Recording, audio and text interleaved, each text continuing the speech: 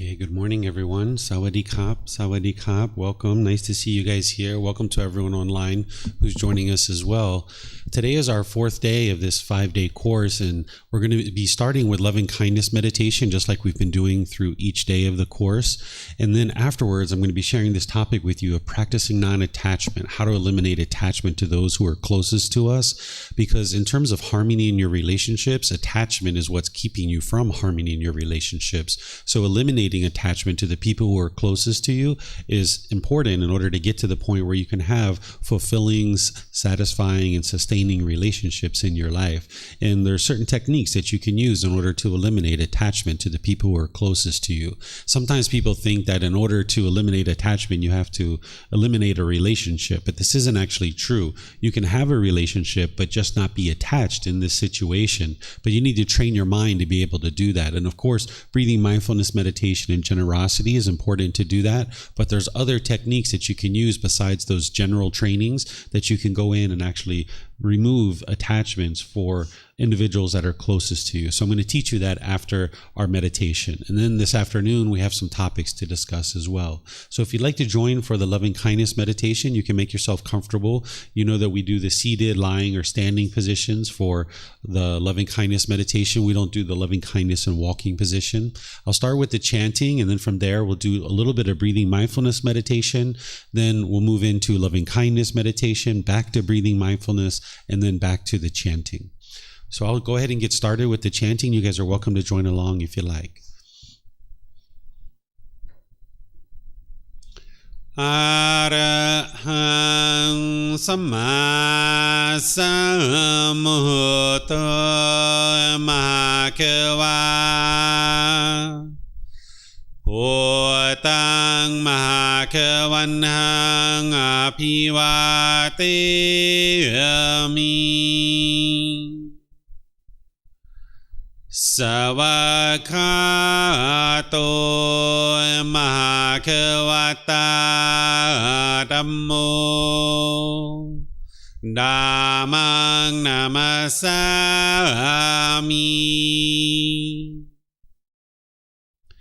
Supatipano Mahakavato Savaka Sangho Sanghang Namami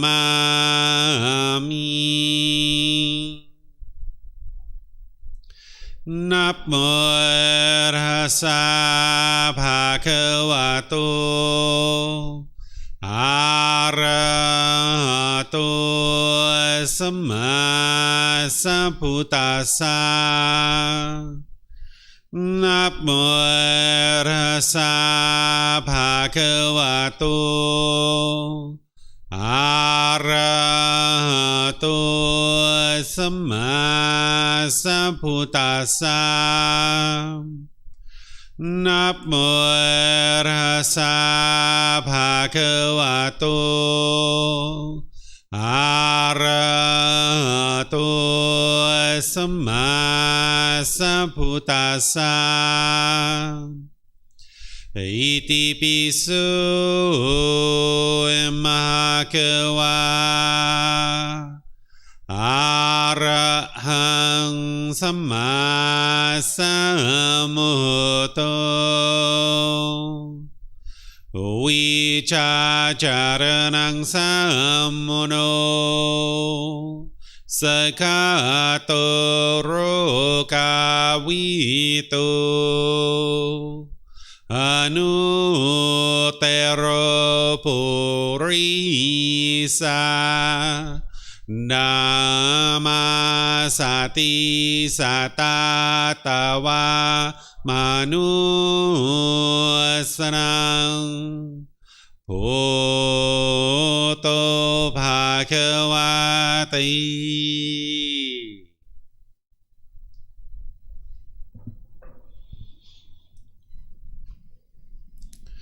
Okay, with the lower body and hands and arms comfortable, in the upper body erect, just close the eyes and start breathing in through the nose and out through the nose. Here you're just looking to establish the breath. A nice, natural, steady, consistent breath. Not forced or controlled. Just a gradual inhale through the nose, experiencing the full breath. And then, whenever you're ready, exhale out through the nose. Breathing in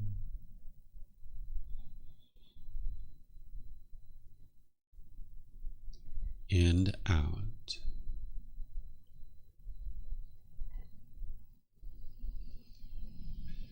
Breathing in and out. Your breath may not match up with the guidance that I'm providing, and that's okay. This is your practice. I'm just here for guidance. You can use this voice as a reminder that whenever you get to the next inhale, breathing gradually through the nose, developing a nice, natural, steady, consistent breath. And then whenever you're ready, exhale out through the nose, experiencing the full breath. Breathing in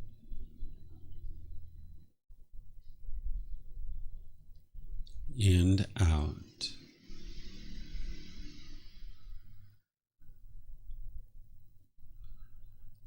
Breathing in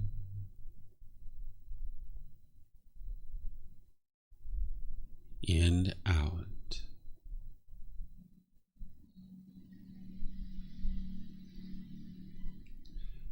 With the breath well established, start fixating the mind on the breath, either the sound of the breath coming into the nose or the sensation of air moving over the skin into the nose. The breath is the present moment. Fixate the mind on the breath, the present moment. Breathing in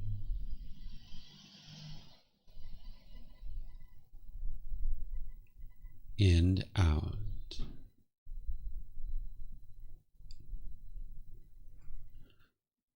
Breathing in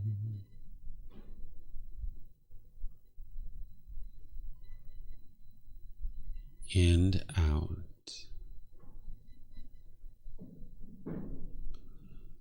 With the mind fixated on the breath, whenever you notice that it moves off the breath, cut that off, let it go, and come back to the breath, the present moment. No need to observe the thought, label it, judge it, analyze it, or even try to figure out where it's coming from. Whenever you notice that the mind is moved off the breath, cut that off, let it go, and come back to the breath, the present moment. Breathing in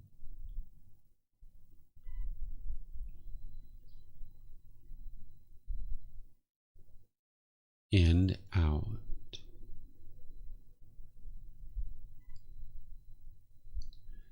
Breathing in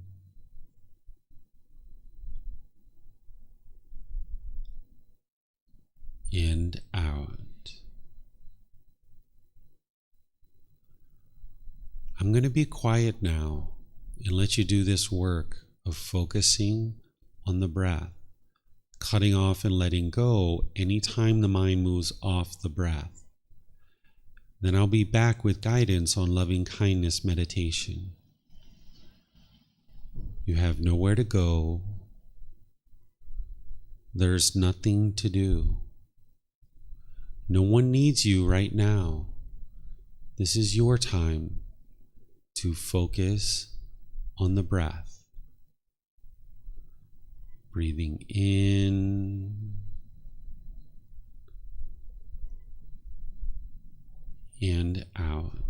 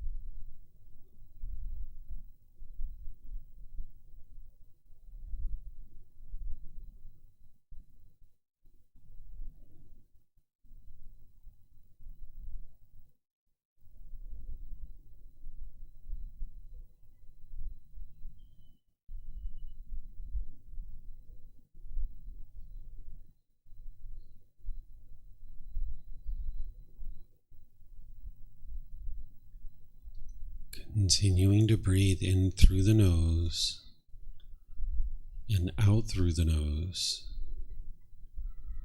On your out breath, repeat these affirmations in the mind.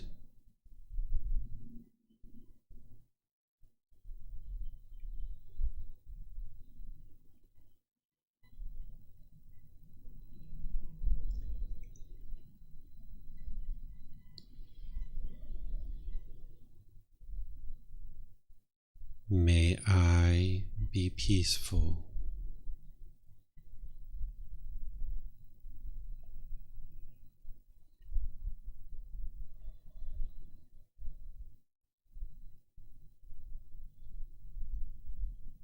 May I be safe.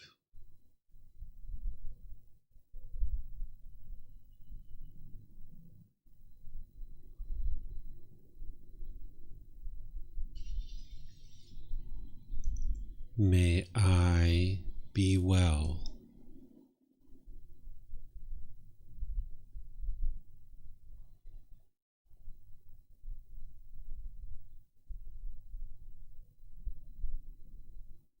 May I be free of all discontentedness and the suffering it causes.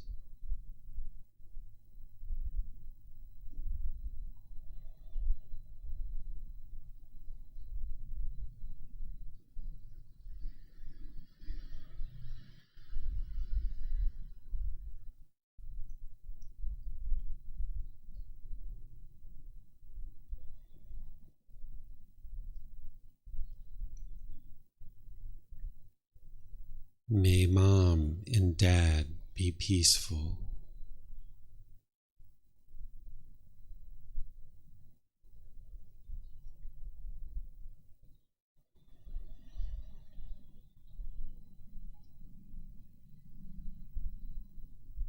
May they be safe.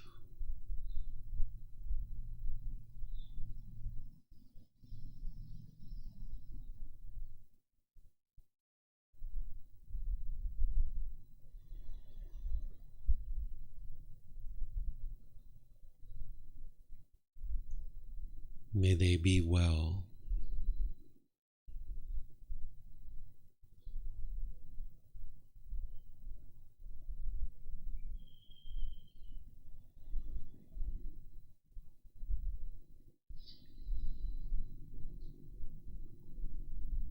May they be free of all discontentedness and the suffering it causes.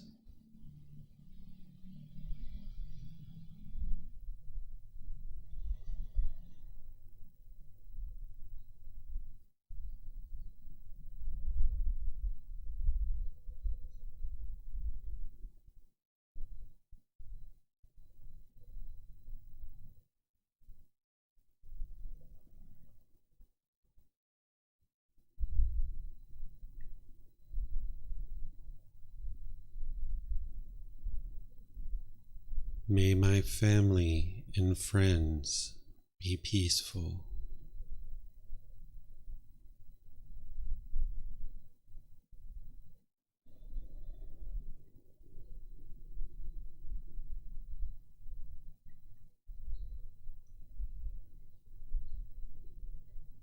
May they be safe.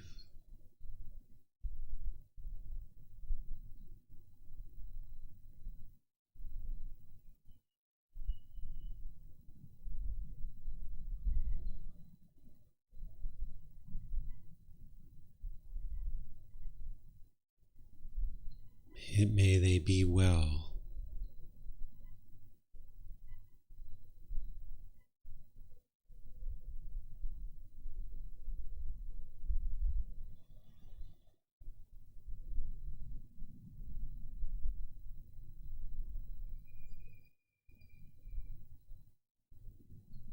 May they be free of all discontentedness and the suffering it causes.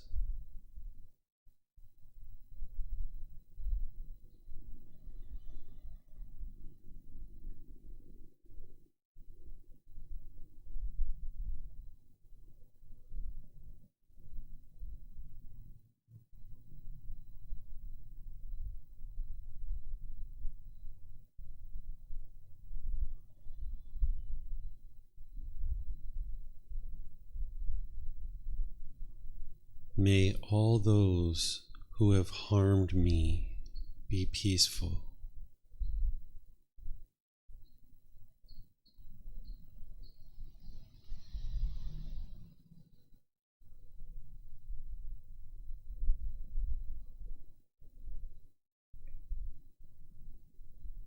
May they be safe.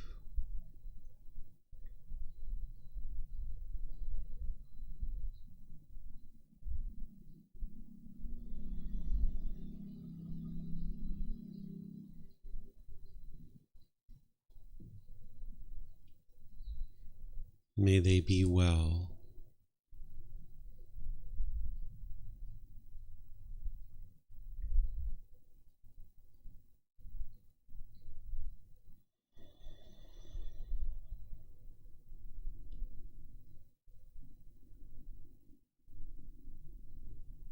May they be free of all discontentedness and the suffering it causes.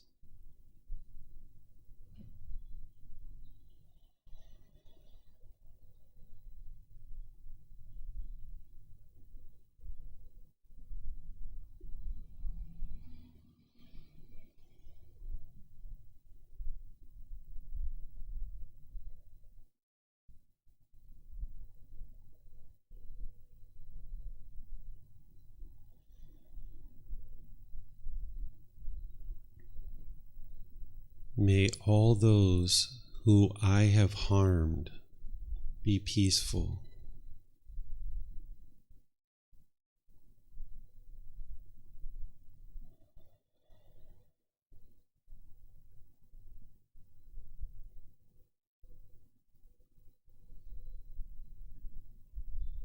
May they be safe.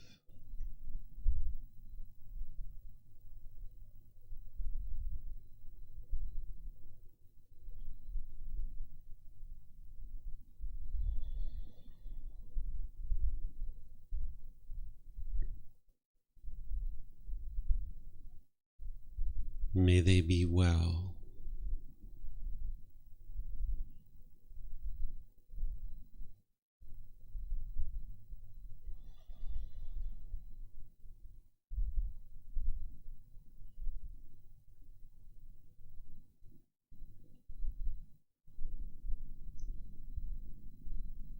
May they be free of all discontentedness and the suffering it causes.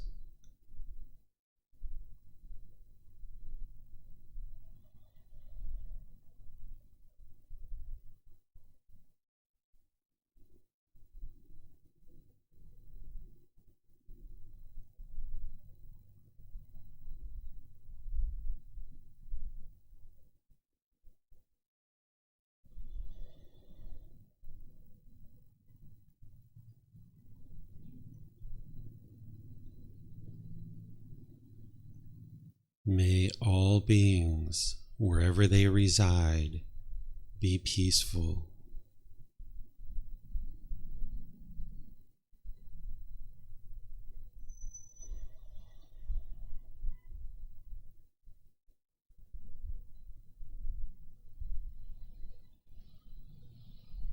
May all beings be safe.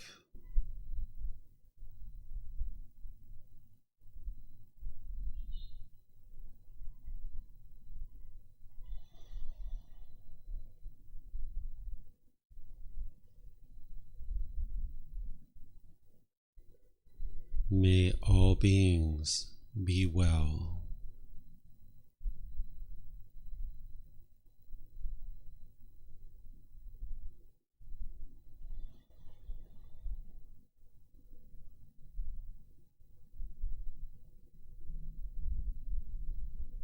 May all beings be free of discontentedness and the suffering it causes.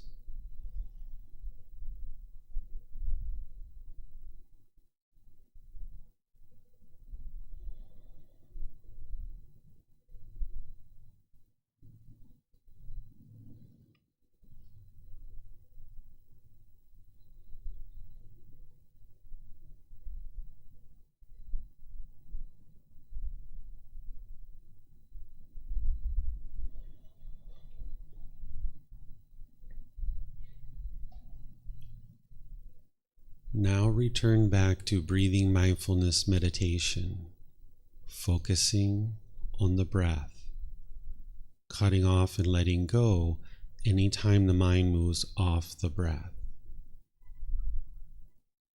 Breathing in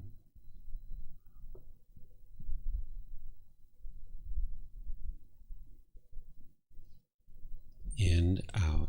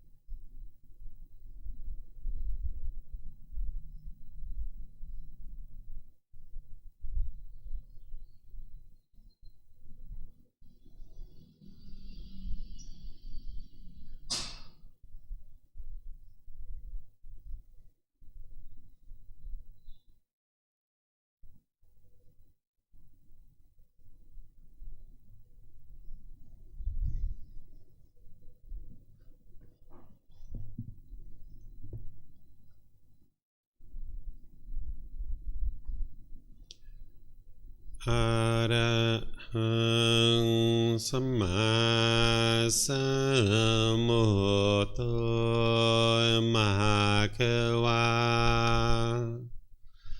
พุทธังมหาเขวันหังอภิวาเทมิ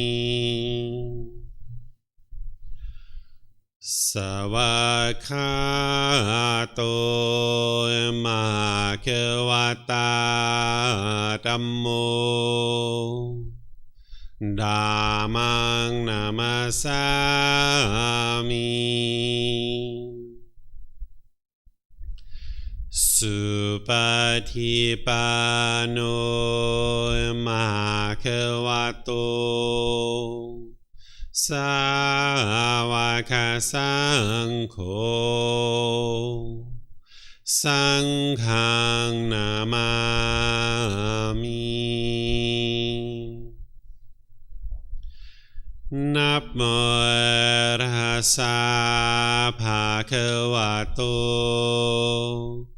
อะระหะโตสัมมาสัมพุทธัสสะนับโมตัสสะภะคะวะโตอะระหะโตสัมมาสัมพุทธัสสะนับโมตัสสะภะคะวะโตอะระหะโตสัมมาสัมพุทธัสสะอิติปิโสมหาเขวาอะระหังสัมมาสัมพุทโธวิชาจารณังสัมมุโนสกขาโตโรกาวิโตอนุเตโรปุริสาดัมมาสติสัตตาตาวามานุสนังโอโตภะคะวะติ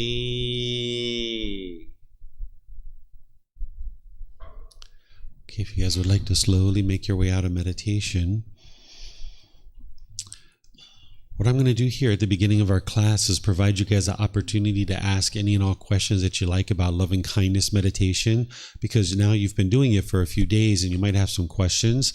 I'll just give you guys a couple of reminders, and some of you guys weren't even here when I taught loving kindness meditation, so you might have questions now that you've done this. But just to give you guys a few reminders of some of the things I taught related to loving kindness meditation. It's important to remember that this meditation isn't to send loving kindness to others. It's not to change other people through your meditation. It's not possible for you to change others through your meditation. It's not to invoke any kind of being to come and change mom or dad or brothers or sisters. That's not what this meditation is for. This meditation is essentially rewiring your mind so that you can be more loving and kind. It's like filling up your gas tank so that you can go out into the world and be more loving and kind in your intentions, your speech, and your actions. So when you're hearing those affirmations or you're doing those affirmations, you're not thinking about sending this loving kindness to them or expecting them to change or wanting them to change or hoping that they will change, or trying to ask some other being to intervene on your behalf and change others. That's not what this meditation's for. It's actually to transform your mind away from anger, hatred, ill will, frustration, annoyance, dislike, all these kinds of things. That's what this meditation's for. It's to rewire your mind so now you can be more loving and kind, and now you'll experience more love and kindness coming back to you in your relationships. So that's what this meditation is all about. This meditation is to help you eliminate that anger, hatred, and ill will. It's a technique, it's a tool, it's something that you can be doing each day. I suggest that you do it in the morning as part of your 2 to 3 meditation sessions, that in the morning it's really good to help you to do this meditation. It's there to help you to fill up that gas tank, as I mentioned, and go out into the world. And now through your intention, speech, and actions, as you're being more loving and kind, you'll see more loving kindness coming back to you in all your relationships. So let me see if you guys have any questions on loving kindness meditation. For those of you guys online, you can put that into Facebook, YouTube, or Zoom in the comment sections, or in Zoom, you can raise your hand electronically and ask any questions that you like. So is there any questions here, any questions online about loving kindness meditation closest to you? Well, of course, as soon as I start talking, there's the internet coming back. All right. Samantha, I think you had a question before our internet went out. So if you'd like to unmute yourself, you're welcome to go ahead and do that, and we'll be able to hear your question here.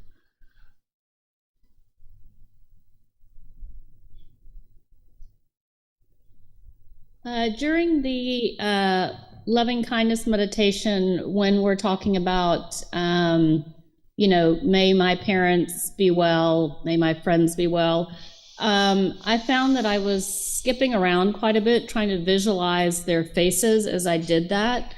And it was a little distracting to me. So should I just make it a general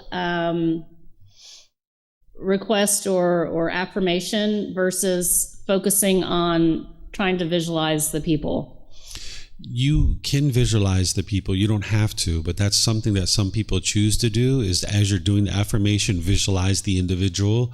And usually when you're doing these, you're doing either an individual or a group of individuals. So like if it's mom, you could do just mom and visualize mom if you like, or if it's just dad, or if it's just a certain brother or sister, you can do their particular name and do just one person. But you can also do groups too. Like say somebody had hatred towards police officers or hatred towards lawyers. You could do, may all police officers be peaceful, right? And this is transforming your mind. And then there, you may not have anybody to visualize. So you're not required to do visualization, but it's just something that some people add in. So you can choose to do it or not, and it's up to you. And then you'd like to customize it based on your specific needs, realizing that over time, that meditation is going to change as you discover certain things that the mind has hatred towards, or certain beings that the mind has hatred towards. Okay, so let's see if we have any on Facebook. Welcome back to all you guys on Facebook and YouTube. Apologize that our live stream went out there. Okay, I'm not seeing any other questions anywhere here at the temple or online. So I'm going to move into this topic of practicing non-attachment, how to eliminate attachment to those who are closest to us. And as I mentioned at the beginning, this is ideal for you to understand in order to get to enlightenment. Without understanding this topic of how to eliminate the attachment to the people close to you, you wouldn't be able to experience enlightenment because your mind would be attached to the people closest to you. And when people are sick, when people get in accidents, when people die, your mind would be shaken up by that if you're attached to them. Oftentimes we think that when someone dies, that it's love that's causing us to grieve, but it's not love that's causing you to grieve.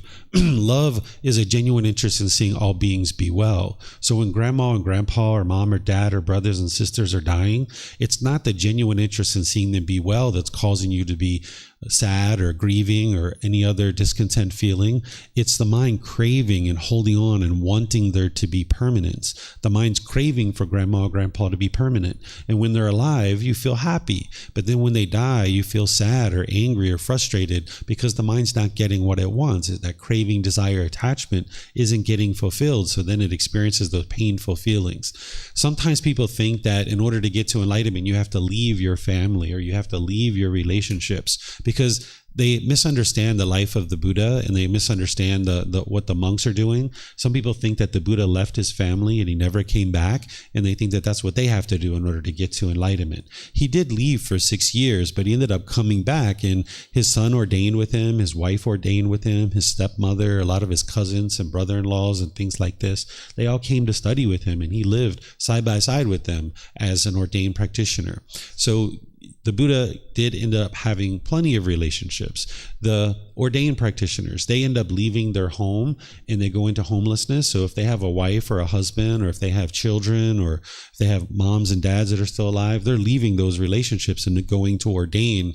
And this is one way to train the mind to let go, but that's not what you have to do. You can actually get to enlightenment and maintain relationships from a household life. In fact, by the time you get to enlightenment, all your relationships will be at at ease. An enlightened being doesn't have disgruntled relationships. There's not hostility and bitterness and resentfulness in the relationships. There's not irritation and annoyance. You're not arguing with people as an enlightened being. You've already transcended all of that, and your mind understands how unwise it is to do those things, and you just choose not to do it. If somebody chose to argue with you, you would just choose to walk away probably, or just ignore it, or just smile and just change the subject to something else perhaps. You're not going to sit there and argue with somebody. But when you have craving, desire, attachment in your mind, when you have anger, when you have that ignorance or that unknowing of true reality that we talked about on the first day, you'll sit there and argue. You'll be bitter and hostile and harsh, not realizing all of that you're putting out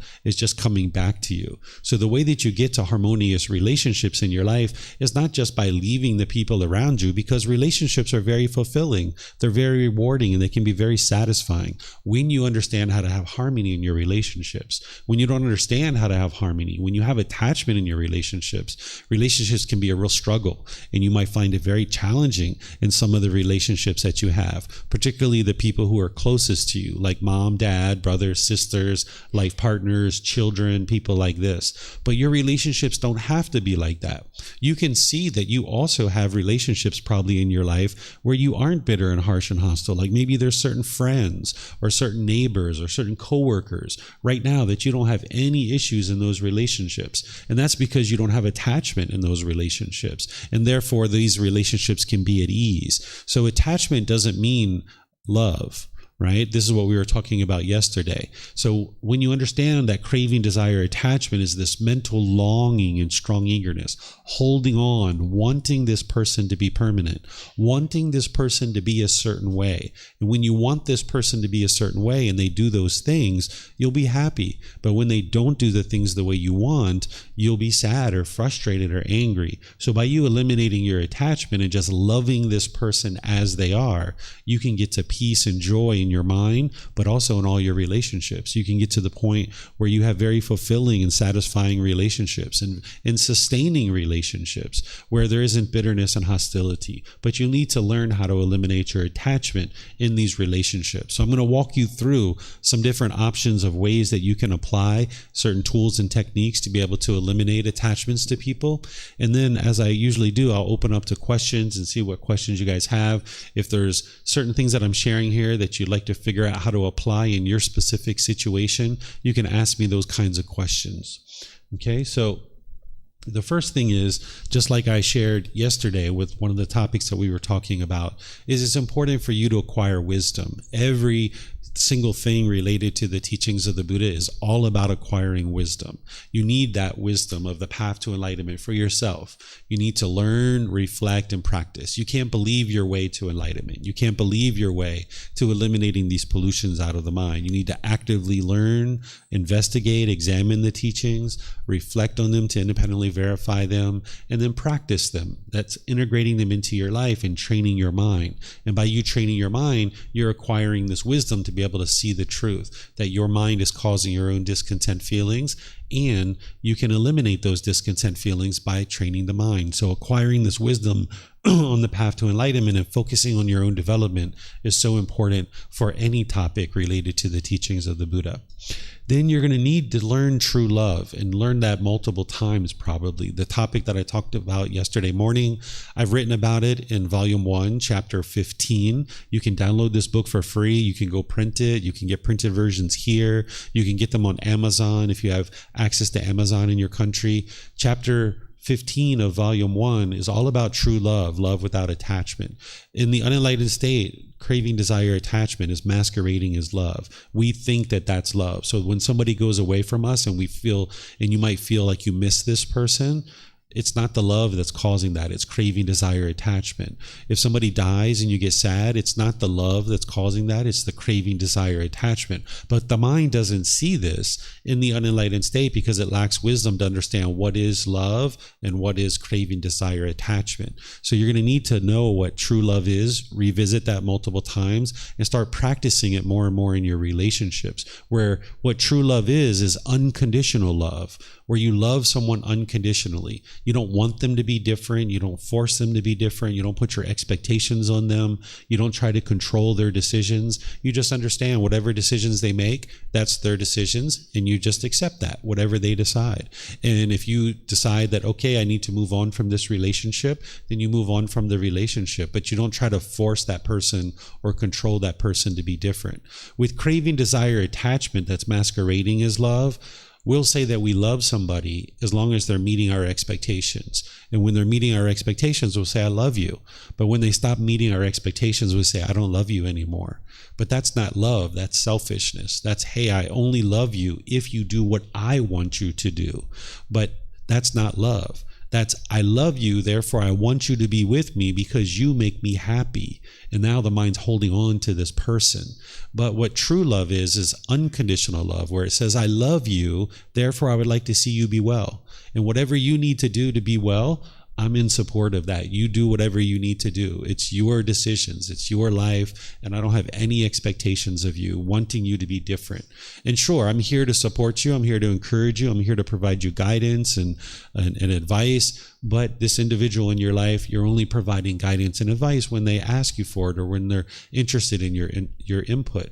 But oftentimes in the unenlightened state, because of the ego, we feel like we know what's best for other people, and we try to push ourselves into their life and tell them what they should and shouldn't be doing. When in reality, that's their life, and only they know all the variables in their life, and you can't decide decisions that are going to be wise for other people. Each individual person needs to make their own decisions. And you can think about this related to your own life, that when people step into your life and try to tell you what to do, you don't like that, right? The first thing you do is dig your heels in and you push away and you're like, no, I'm not doing that. That person's trying to force me to do that thing. But the mind doesn't think about this when you're maybe trying to do this to other people. If you're trying to step into other people's life and tell them what to do, you don't realize that you don't like that. So why would this person enjoy that? So this is why unsolicited advice is very unwise. It's best to wait for people to ask for your advice, or you could offer it. You can say, would you like to hear my advice on that? Or would you like my thoughts on that? Or are you interested in my suggestions?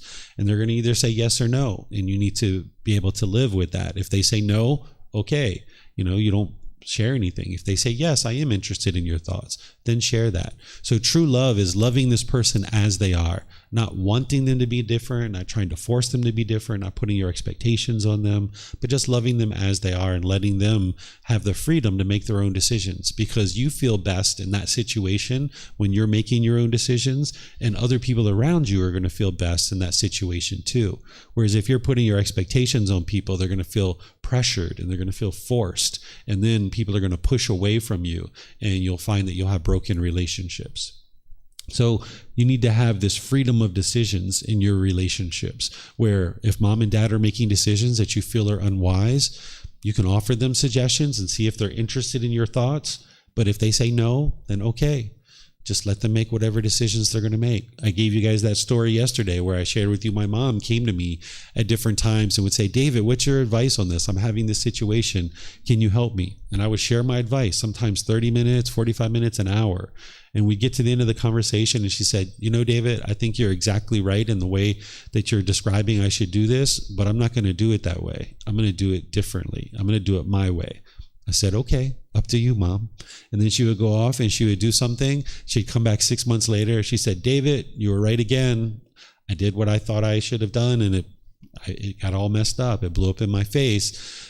I should have did it the way you recommended. And I was like, yep, okay, Mom, that's okay. Now you've learned, now you've understood, right? So your parents, your siblings, different people, even when they say they're interested in your advice, it still doesn't mean they're going to do it the way you recommend. So you're going to need to understand that you can love the person while disagreeing with their choices and decisions. These are two different things. Sometimes we think that if we disagree with someone's choices and decisions, that we can't love them. That in order for us to love someone, we have to agree with everything they do. But you're not going to agree with everything that anybody does except yourself. Doesn't matter who it is, you're going to disagree with certain decisions that people make. So if your love is contingent upon you have to agree with everything that somebody does, then you can only love one person, and that's going to be yourself. But if you can see the difference between the person and the choices and decisions that they make, you can then disagree with the choices and decisions that they make while still loving the person. Because loving the person just means that you have a genuine interest in seeing them be well. It doesn't mean that you agree with everything that they do. So you can have this genuine interest in seeing this person be well. You can see that they're making decisions in a way that you wouldn't choose to make decisions. And that's okay, because they're a different person. They've had different experiences. So therefore, they're going to make decisions differently than you. So you don't need to base your love based on whether or not you agree with all their decisions. So you can love the person and disagree with their choices and decisions around their intentions, their speech, and their actions. So each individual needs to have this freedom to make their own decisions.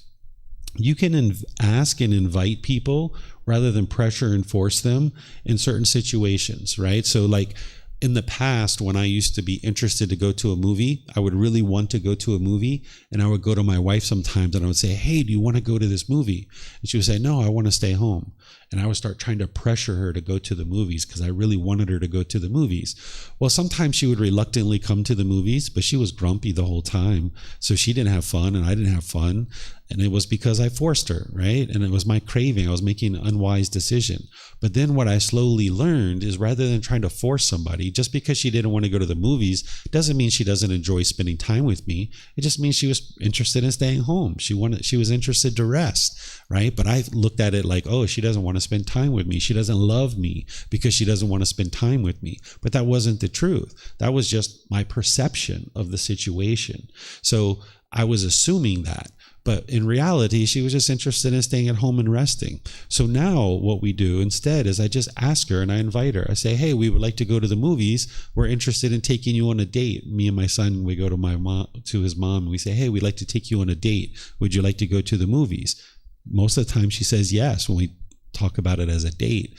But other times she says no. She says, no, I'm going to stay home. You guys go enjoy. And we say, okay, we'll go enjoy, right? We just accept whatever decision she makes. So we ask her and we invite her to come to the movies. Or you can ask and invite people to come to dinner or other things like this. But when you are basing your inner feelings on whether they come or they don't, when they don't come, you'll experience painful feelings. And you'll think the way to solve that is try to force this person or pressure this person to come with you to the movies or come with you to dinner.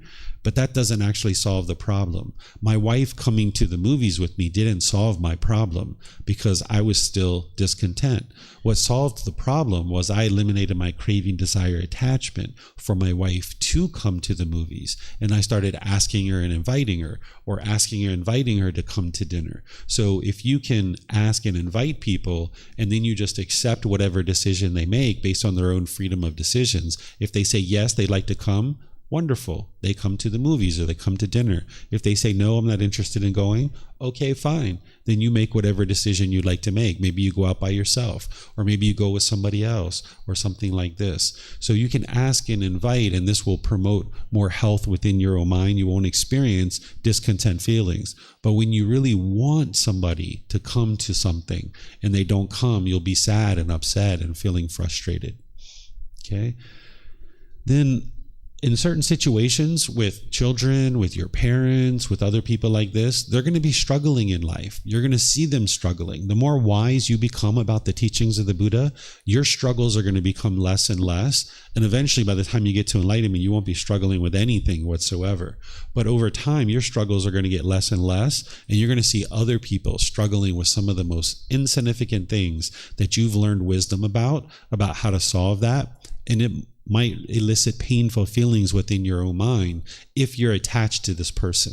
If you want your child to never struggle, if you want mom and dad to never struggle, or brothers and sisters to never struggle, you will struggle when you see them struggling. You will notice that you have painful feelings. So in some situations, you're going to need to allow the struggle, understanding that it's their life, their decisions, and their results. Whereas if you try to jump into somebody's life and try to sort out things for them and make a bunch of decisions, this is just your own craving thinking that those painful feelings that you're having because you're seeing them struggle, that the way to solve those is to jump into someone's life, make a bunch of decisions for them. But that doesn't actually solve the problem, because the real problem is your own craving. It also doesn't allow that individual to cultivate wisdom, so that then when you're not around, they can make decisions wisely. Whereas if you jump into someone's life and make a bunch of decisions for them, they never have the opportunity to cultivate wisdom. So the next time when you're not around and they face that same struggle, they can't solve it because they haven't cultivated the wisdom. So it's helpful to see yourself as like a parallel process. If mom and dad or brothers and sisters or your children are walking forward in life, you're just walking alongside of them, and you're there to support them and help them, encourage them, provide them advice if they ask for it. But nonetheless, you're just walking right alongside of them and helping them. And you're individual beings that are on your own journey in life, cultivating your own wisdom. So the best thing you could do is realize that you're impermanent in people's life, and you can't be there with them permanently. So in any particular situation, if you can help them cultivate wisdom, if they're interested in that, they may not be interested, but if you can help them cultivate wisdom, then whether you're there or whether you're not there, they can make those wise decisions to overcome their struggles. But sometimes people have to struggle, and that's how they cultivate wisdom. Think about some of the wisdom that you've developed in life. It's come through a struggle, a certain struggle that you had. You cultivated wisdom. So this person, they may be interested in experiencing the struggle, and that's how they're going to choose to cultivate this wisdom. Or they might ask you for help, and they might solicit your advice because they're interested in avoiding that struggle. Or they may solicit your advice and still go out and do something just the opposite, the way that my mom did, right? This is very normal. And you just need to be comfortable with that people are going to struggle. And sometimes that's the way that they need to do in order to cultivate wisdom. And if you are not attached to them, you won't have painful feelings, or you won't struggle yourself when they're struggling. Realize that everybody's an individual being, that sometimes when we get married in some cultures, we think that, okay, we're now one person. Or if you have a boyfriend or girlfriend and you're living together, okay, we're now one person. And now everything that happens in our life, we have to agree with each other. And we're going to always agree with each other. This is actually craving desire attachment. This is craving permanence. If you've been taught that when you're in a partnership relationship, that you're now one person and you have to agree on everything, this is not possible. It's never going to happen that way, because you guys are two individual beings and you're going to have difference of opinions. And having a different opinion doesn't mean that you have to hate each other. It doesn't mean that you have to force the other person to agree with you. Sometimes when the mind's craving permanence, when somebody disagrees with you, like a life partner or a parent or a sibling or a friend or coworker, you might feel like you have to force them to be able to agree with you. And your mind is craving permanence, and you're trying to advocate for them to agree with you. What comes to mind here is oftentimes politics. If you're in a relationship with someone and people start talking politics, if one person has one view and another person has another view, it's almost like a fight to the death to see who's going to get the other person to agree with the other person. This is just craving permanence, and it's causing difficulties in a relationship. So in a couple, like a life partner or brothers and sisters, or any kind of relationship that you're in, other people don't have to agree with your choices and decisions, and you don't have to agree with their choices and decisions. Don't be like an animal, where an animal, they'll fight to their death, right? But you don't have to do that. You can just understand, okay, that's impermanence. Of course they have a different opinion than me, because it's impermanence. They're never going to have the same opinion of me on anything whatsoever. But sometimes when you say, I disagree with you, people interpret that as disrespect. That because you disagree with me, you're disrespecting me. But disagreement doesn't mean disrespect, right? It just means we've had different experiences in our life, and therefore, of course, we have different opinions, right? So we're going to have different opinions, we're going to have different views, and that's okay. And then when somebody has a different view, different opinion, okay, that's fine. You don't have to even discuss it if you're not interested, because you have your opinion, they have their opinion. But if you're interested in their opinion and why they have that opinion, you could obviously ask questions and try to understand why they think that way. And maybe you'll have different thoughts on that situation in the future. But you don't have to fight and be hostile and bitter and harsh. And you don't have to advocate for this person to agree with you, because not everyone's going to agree with you. If your ego's in there, wanting everybody to agree with you, if your craving, desire, attachment's in there, you might argue, and this is just going to damage your relationship. So everybody is their own individual being, and that's okay, that we all have different opinions. That's what makes life interesting, is that we've all had different experiences. Understand discussions versus forced agreement. This goes along with what I was just sharing, that when you're in situations where people disagree, you can have discussions. Just have calm discussions rather than trying to force others to agree with you. And then spend time alone. This is really helpful, that if you regularly spend time alone, this will help you train your mind to let go. There was a period of time when I was growing up as a teenager in our town where people thought that if you went to the mall by yourself, that you were a loser, that you didn't have friends, right? So if you went to the mall with a whole bunch of people and you had this whole pack of people that you went to the mall with, you're kind of popular. You're in the in crowd, right? And if you went to the mall by yourself, you were a loser, right? And they would kind of mock you and joke you. Well, for a long time, I used to be hesitant to go to the mall by myself because of this. But over time, I decided to go to the mall by myself. It was fun to go to the mall by myself because I didn't have to check in with other people to say, hey, would you guys like to go here? Would you like to go there? Would you like to go here? I could just make all those decisions myself. And if you go to the mall here in Thailand, it's frequent that you'll see people alone. Here in Thailand, people understand that spending time alone is really helpful because you need to be able to spend time with your own thoughts. If you don't enjoy spending time with yourself alone, why would anybody enjoy spending time with you? Right? So you're going to need to learn how to enjoy spending time alone and enjoy spending time with yourself so that when you're with other people will enjoy spending time with you too. But if you don't enjoy spending time alone with yourself, why would anybody ever enjoy spending time with you? Because you don't enjoy spending time with yourself. So I encourage people to go out on dates with yourself. Go to the movies alone. Go to dinner alone. Go to the park alone. Go on holiday and vacations alone, right? Take yourself to a really nice restaurant. This is really helpful for yourself, to go out on a date by yourself and spend some money on yourself, right? Don't feel like you can only go to that nice restaurant when you have friends and family with you. Go alone. This is really wonderful for your mind to learn how to spend time alone and enjoy that time alone, okay? When you're talking with your family and friends and the people that are close to you, talk with purpose, right? Have beneficial speech. Oftentimes, if you're in a really close relationship and somebody goes away, like on a business trip, you might just call them and be like, oh, I miss you. When are you coming back? What are you doing? Why are you doing that? If you're going to talk with someone when they're away, communicate with purpose, right? Like, have a certain topic that you're discussing. Don't just call and just kind of moan and groan and complain that they're away from you, because that feeling of you missing them, that's the attachment. It's when you're with me, I feel happy. I feel great. But when you're away from me, I feel discontent. I miss you. This is the attachment. It's not love. The mind needs to realize that us being together is impermanent. Enjoy that time when you're with your partner, you're with your family, or whoever you're with, your friends. Thoroughly enjoy that time when you're together with them. But understand in your mind that it's impermanent. It's impermanent. That this time together is impermanent. Whether it's 1 week, whether it's 1 month, whether it's 1 year, eventually you guys are going to go away from each other, right? But then when you're away from each other, that is impermanent too. You're going to eventually come back together.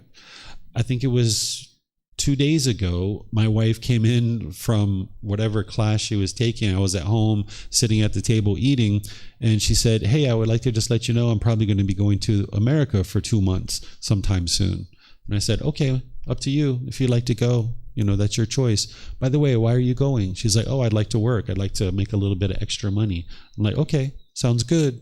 Just let us know. We'll be fine here. If you'd like to leave for 3 minutes, 3 hours, 3 days, 3 weeks, 3 months, or 3 years, we're completely fine. You can leave any time you like. She's like, okay, right? No big deal, because our time together it's impermanent. She's not going to always be at home. And when she's away, that's not permanent either. That's impermanent. She'll eventually come back together, right? But our time is ultimately impermanent because she's going to die, right? And I'm going to die. Our time's impermanent. So if your mind's holding on, these kinds of situations will be very painful. But when she does leave and she's in America, we're not going to be calling her every day and saying, what are you doing? How are you doing? Are you safe? Are you okay? Is everything fine? That's just worry and anxiety, right? We might talk once every 3 days, once a week, once every 2 weeks, because she's done this before where she's gone to America. And we just talk every once in a while, checking in on her. Hey, do you need anything? How's it going over there? These kinds of things. Or she might call with something that she needs us to do at home or something like that. So when you're talking to people when they're away, communicate with purpose. Right? Meditation and generosity is generalized training that you're going to need in order to eliminate all craving, desire, attachment. So you're going to need a consistent, ongoing breathing mindfulness meditation and practice of generosity. The Buddha teaches this as a daily practice. Sometimes people are only generous like once a month or once every 2 weeks or something like this. And remember, generosity is giving and sharing your time, effort, energy, and resources more than is strictly required without any expectation of anything in return. And this should be a daily practice where you're looking to practice generosity with others in any way that you can, right? And you need to do that from the middle way. But it can be 30 seconds here, 2 minutes there, 5 minutes here. It doesn't have to be 5 hours. It doesn't have to be money, right? It's not about the amount of time or the amount of money. You'll notice that frequency is more important than the amount. It's the same thing with meditation, that you'll notice that if it's one meditation for 30 minutes, or if you could do 2 meditations a day for 15 minutes, the 2 meditations for 15 minutes are actually going to be more impactful than 1 meditation for 30 minutes. The generosity is the same way. If it's 1 act of generosity per month versus lots of little generosity, acts of generosity throughout your day, throughout your week, this is going to be much more impactful to you. And what you're doing with generosity is you're training the mind to let go. That's the whole thing that the mind's doing with this attachment, is it's holding on. It's wanting mom and dad to be permanent, or brothers and sisters, or life partners, or children, and the mind's holding on. So you're trying to train it to let go. So in breathing mindfulness meditation, when the mind's moving off the breath, you're cutting that off and bringing it back. You're training the mind to let go, let go, let go, let go. And the same thing is true with generosity. You're training your mind to let go of that time, to let go of those clothing, to let go of those resources that you have, to let go of any time. Don't always make things be personally satisfying, self-satisfying, because that's what craving, desire, attachment will do, is it will promote selfishness in your mind, where every single thing you do, you want it to be fulfilling for yourself. But when you practice generosity without any expectation of anything in return, you're acknowledging in your mind, like, hey, I can do things for other people and I don't want anything for myself. I don't crave anything. I don't want anything. I don't expect anything for myself. It's just to help other people to live open-handedly. So this is general ongoing training that the Buddha teaches should be a daily practice, very consistent in your life. Then it's helpful to walk together in life and in these teachings. Where possible, if you're living with people or you're living in the same home, where possible, if everybody's practicing these teachings, you'll find that it'll actually be a lot more helpful for you. But of course, that's not always possible. I have lots of different students all over the world, and there are plenty of people who maybe like they're practicing the teachings, but their husband or wife isn't. In those situations, they really struggle. They have a lot of difficulties. They can still get to enlightenment, but it's a lot harder for them. But there's other situations where students are practicing, and then their life partner and their children are also practicing. This goes a lot better for people in those situations because you're supporting each other and you're helping each other. There was just a student just recently that reached out to me and shared with me that she was talking about something at home, and her daughter, who's about 11 or 12 years old, pointed out to her, hey, mom, that's your ego. you're actually judging that person by saying that. And her mom had to think about it, and she wrote to me and she checked in with me and she said, David, is this really my ego? I need to check with you. And I was like, yeah, actually that is, that your daughter was right.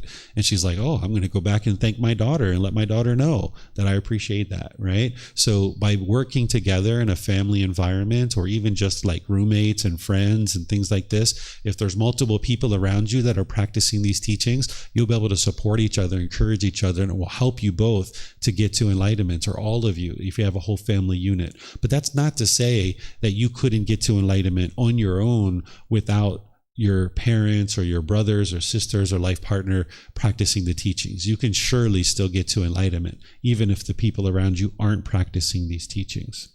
It just makes it a lot more straightforward and a lot easier if people are. When you're sleeping with other people in the same bed, your mind gets attached to this.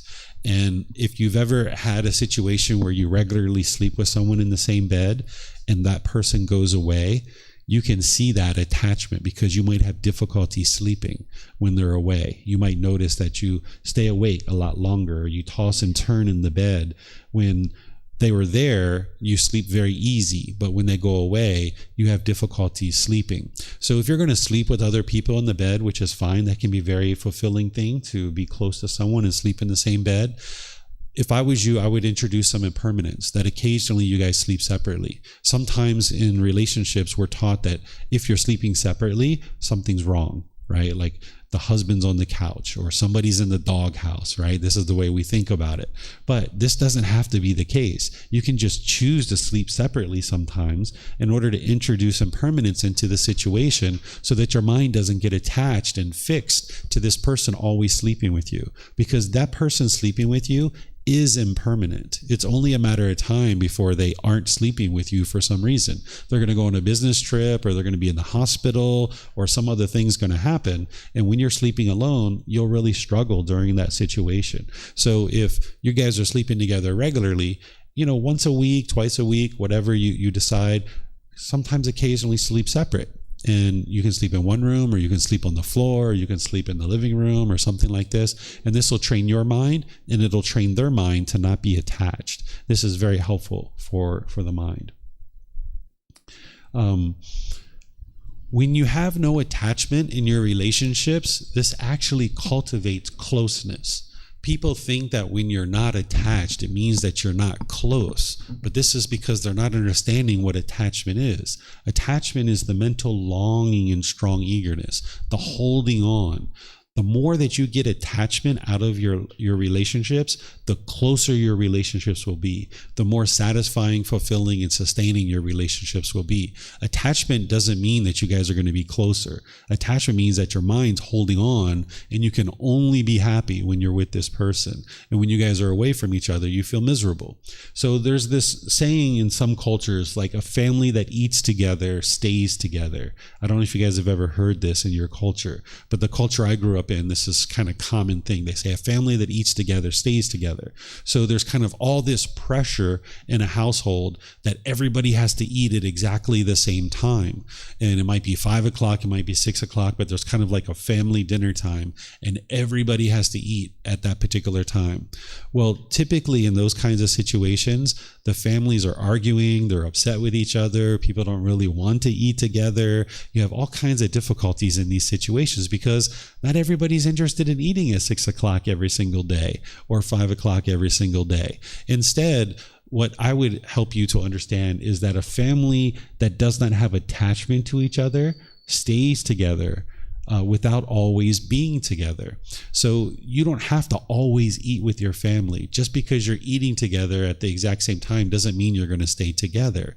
In our home, it's very rare that our family actually eats together. We have a dining room table or a kitchen table, and we have a sofa that goes around the table. So usually when my son's eating at the table, I'm usually sitting on the sofa, because not interested to eat all the time at the same time as him. Or when my wife comes home, I don't always eat the same time as her. Sometimes she eats at like 3 p.m. I'm not interested in eating at 3 p.m. But she enjoys eating at 3 p.m. So wonderful. You eat at 3 p.m. I'm going to eat at a different time, right? Whenever I'm hungry, I'll eat. So in our household, we each eat at whatever time that we would like to eat. So my son eats when he's interested to eat. My wife eats when she's interested to eat. And I eat when I'm interested to eat. Very rarely does that all sync up, but sometimes it does, where it all sync up and we'll all eat together. Oftentimes that's happening when we're going out to a restaurant together. So we'll occasionally go out to a restaurant, but more likely than not, usually 99% of the time, we're eating at different times. But we've set up our home in such a way that if my son's sitting at the table eating, I can easily go over and sit on the sofa and spend some time with him while he's eating at the table if I like. But he's also learned how to eat by himself, that he even goes to restaurants by himself sometimes. Sometimes when he comes here to the temple, he'll go to one restaurant for breakfast and I'll go to another restaurant for breakfast. And that's okay, right? Sometimes we feel like we have to always do everything together. This helps your mind to let go when you can be comfortable going off and doing things separately sometimes. So even if you're traveling with people and you're traveling together, oftentimes when we travel, we feel like we have to do everything together, but it's okay to go off and do things separately.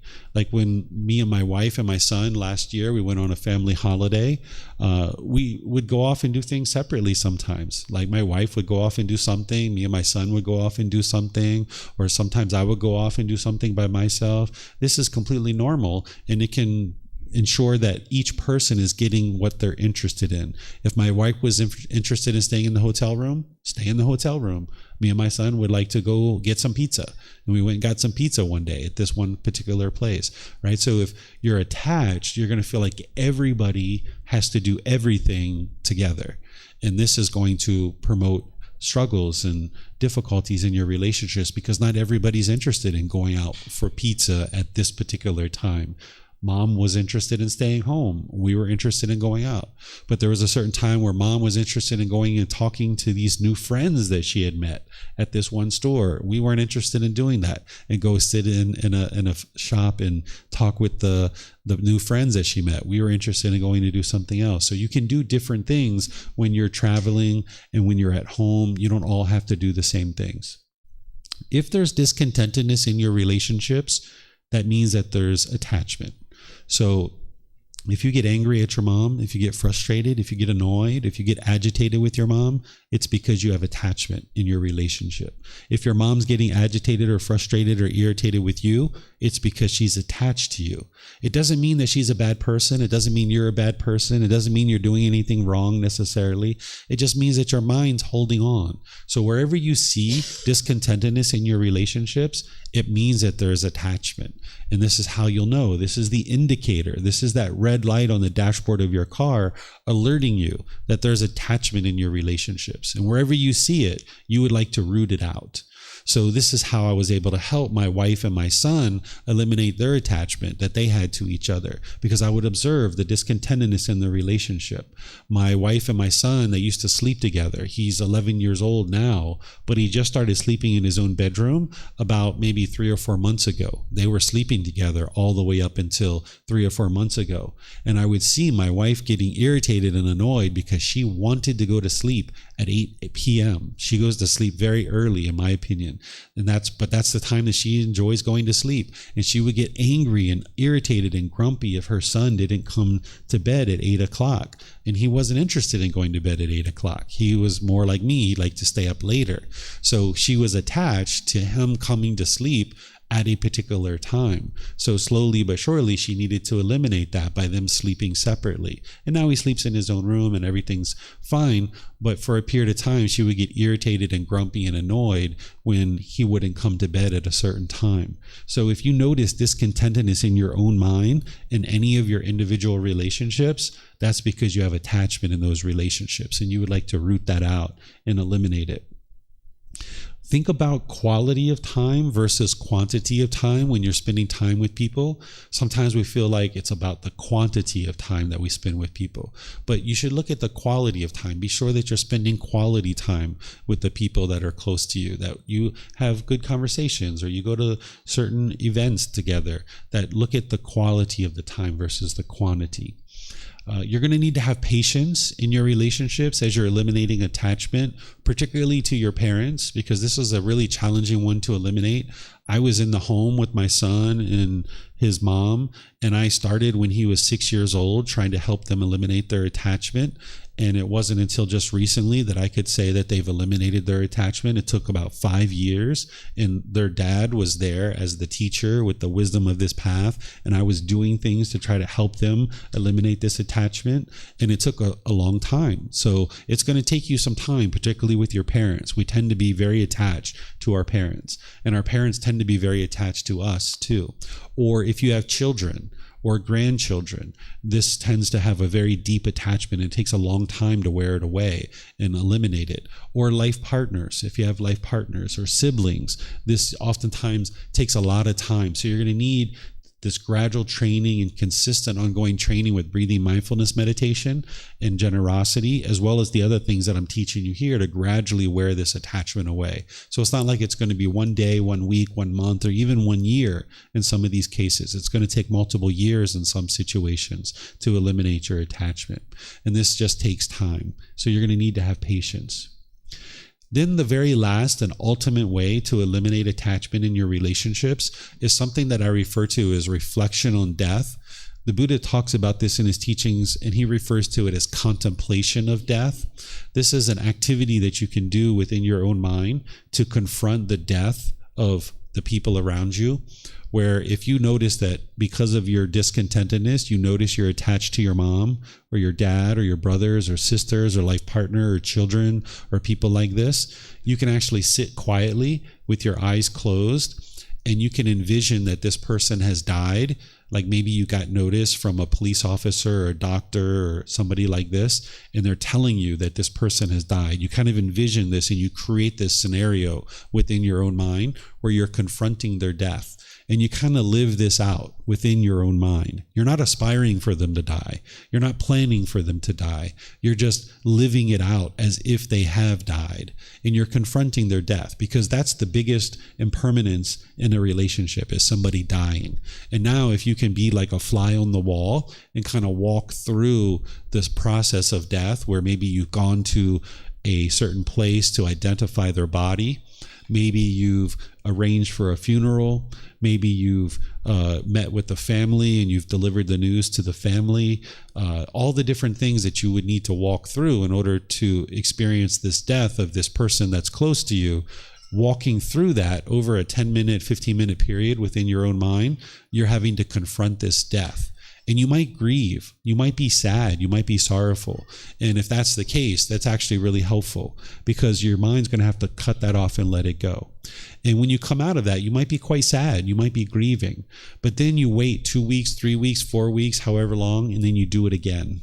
And then you do it again, and you do it again, and you keep doing it until you get to the point where you're not grieving any longer, and you're not sad, and you've come to terms with this person has died, and that they're going to die, right? But now the beauty in this is that they really haven't died, and now you get to call them up and say, "Hey, Grandma, how you doing? Hey, Mom, how you doing?" Right? This is what I did when I was in my 20s. I did this contemplation of death, or this reflection of death, and what I came to is there were certain things that if they had really died that I never said to them, or there were certain things that I never asked them.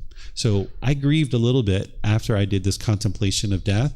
And then after I was done, it was wonderful, because if they had really died, I wouldn't have been able to ask them those questions. But because they hadn't truly died, and I just kind of envisioned that they died, and I came up with all these questions that I needed to ask them and certain things that I needed to share with them, I just called them up on the phone and said, "Hey, Grandma, I've always been meaning to tell you, blah, blah, blah, blah, blah, blah, blah. Hey, Grandma, I've always been meaning to ask you, what about this? Da, da, da, da, da, da." And I had all those kinds of conversations. And when my mom did die in 2017, she called me up on the phone and she said, "Hey, David, I just would like to let you know I'm in the hospital. I've just been diagnosed with stage 4 pancreatic cancer, and the doctor's given me 1 week to live." And I said, "Oh, okay, Mom. Thank you for letting me know." And I said, "Thank you for everything that you've done for me as a mother, and rest in peace."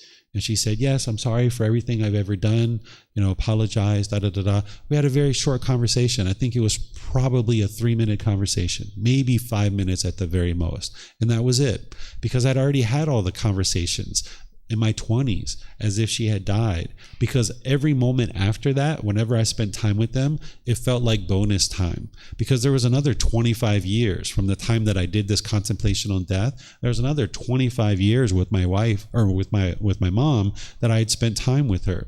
So it felt like bonus time whenever I was spending time around my mom. My grandmother's still alive. She's actually 100 years old. She's outlived her daughter. She's outlived her son. She's outlived her husband. She's 100 years old. She hasn't died yet, but I know when she dies, there's not going to be any grief or sadness whatsoever, because my attachment was let go of her a long time ago. So you can get to the point where you do this reflection on death over multiple situations. Initially, you might be sad, you might grieve, because you're going to notice that craving, desire, attachment is being triggered. But then your mind's going to slowly let it go. And then over time, as you do this multiple times, you'll be able to let it go. And you'll feel like all this time you're spending with your family is just bonus time. And you won't be attached to them. And you won't be forcing them and controlling them. You won't be putting your expectations on them. You won't be wanting them to be a certain way. Because when I had convinced my mom, or convinced my mind that my mom had died or my grandmother had died, the last thing I was interested in doing is going and trying to force them to do certain things my way, because I was like, whoa, I really appreciated the time that I had spent with them, and it felt like all this bonus time. So when you train your mind to let go, realize that they're a separate person and that they're impermanent and they're going to do things differently, and I don't have to agree with all the decisions my mom makes. I can love the person while disagreeing with her choices and decisions. Then without an attachment, I could start being more loving and kind and generous to my mom, and then my relationship with my mom really blossomed from that point forward. So you'll notice the same kind of thing, but you're going to need to do this after you've already got a breathing mindfulness meditation practice well underway, because you're not interested in just dropping into doing something like this, because it can shake up your mind a little bit. And you might notice for a week or two, you're a little bit shaken up from having done this particular activity. So be sure you have a breathing mindfulness meditation practice and generosity ongoing. And then at some point, this will be a really wonderful way to help you eliminate your attachment. And then once you do it, if you're grieving, that means, okay, it's working. That's exactly what you would like it to do. And then you would like to cut off, wait about a month or so, and then do it again. And keep doing it until you get to a point where you can do it and there's no grief whatsoever. You've just accepted, like, yep, mom's impermanent. She's going to die, right? It's okay. She's going to die. Every single one of us are going to die. Yep, grandma's impermanent. She's going to die. It's only a matter of time, right? She was born, so therefore she had to die. This isn't being insensitive. This doesn't mean you don't care. It just means that, hey, you've come to terms with this person is going to die. It's going to happen. And it's going to happen to you too, right? We're all going to die. So you can even do this reflection on death for your own self too. If you have fear of death, you can actually do this for yourself. You can sit down and envision that you have died. And now that you're a fly on the wall, overlooking your funeral and all the family grieving about you having died. And slowly but surely, as you do this over multiple sessions, you'll get to a point where you don't fear death anymore, because death's going to come visit you, whether you like it or not. Death's going to come visit you, and you can allow it to sneak up on you and cut you off at the knees, right? And you'll feel, very unsettled when it's coming to visit you, whether it's your death or your family's death. Death's going to come and visit you. So you can allow it to sneak up on you and catch you by surprise. Or you can do this. What this is you confronting death on your terms. You're saying, hey, death, I see you and I know you're going to come visit me. But you know what? I'm going to come visit you, right? I'm going to come confront you. And this is really helpful for you, that rather than allowing death to sneak up on you, you're actually coming to visit death. And you're saying, hey, I'm going to do it on my terms. I'm not going to let you catch me by surprise when I'm not expecting it. I'm going to come visit you when I'm ready to come visit you. And this is you taking more control over your destiny and the things that you're experiencing, not your destiny, but your future and what it is that you experience on a day-to-day basis. So any questions on this particular topic? Anything you guys would like to discuss? For those of you guys online, you can put those questions into Facebook, YouTube, or Zoom. Or in Zoom, you can electronically raise your hand and ask any questions that you like.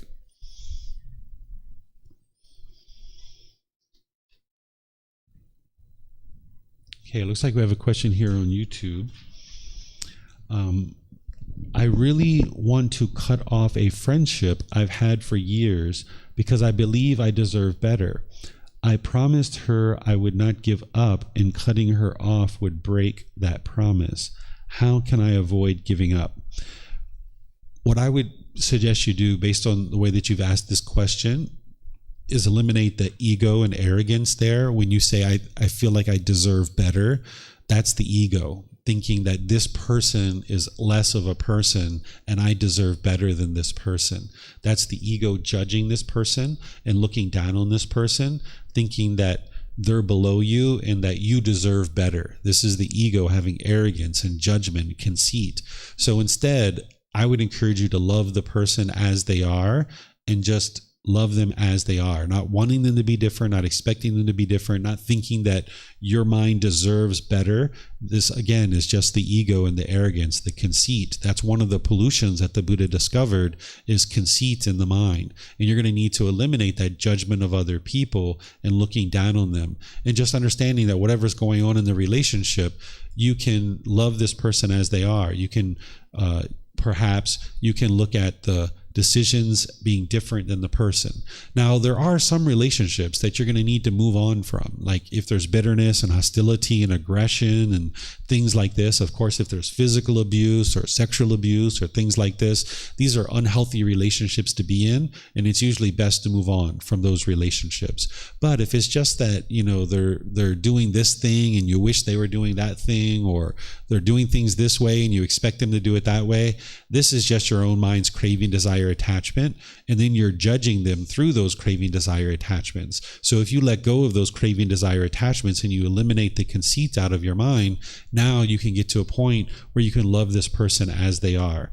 I would definitely encourage you to put them into your loving kindness meditation, because this is going to help you to cultivate loving kindness for them. So I don't know if you were online with us when we did the loving kindness meditation, but this video that you're watching now, if you rewind it to the beginning, or back it up to the beginning, you'll be able to see the loving kindness meditation that we did there. And you can also look on our YouTube channel for other times where I've taught loving kindness meditation, because you're going to need loving kindness meditation. In this person being in your loving kindness meditation, you can cultivate more love and kindness for this person.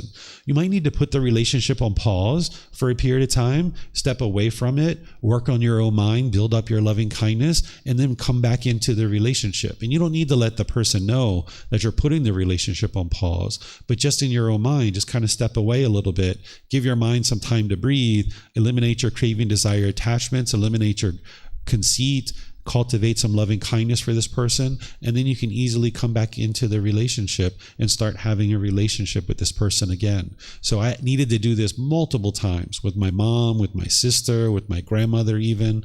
I needed to step away from relationships, work on my own mind, and then step back into the relationship. And I didn't tell them that's what I was doing. I just stepped away from the relationship. I just stopped calling them, or I stopped going to visit them for a period of time, and they stopped calling me and they stopped visiting me too. And I was away for a period of time, did the work on my own mind. They did some work on their mind as well. And then when we came back together, we were better in the relationship. That's one of the most loving and kind things you can do, is to step away from a relationship, do the work within your own mind, and then come back into the relationship. But with an attachment, the mind's going to want to hold on to this relationship. And it thinks that the tighter I hold on to this relationship, the better it will be. But in fact, what we're doing is we're sabotaging the relationship. We're crushing it.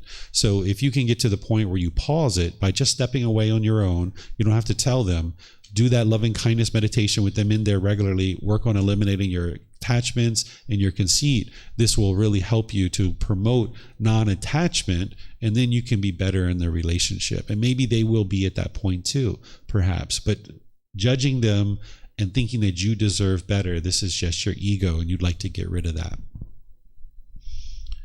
Okay. Looks like you have a question. Yeah?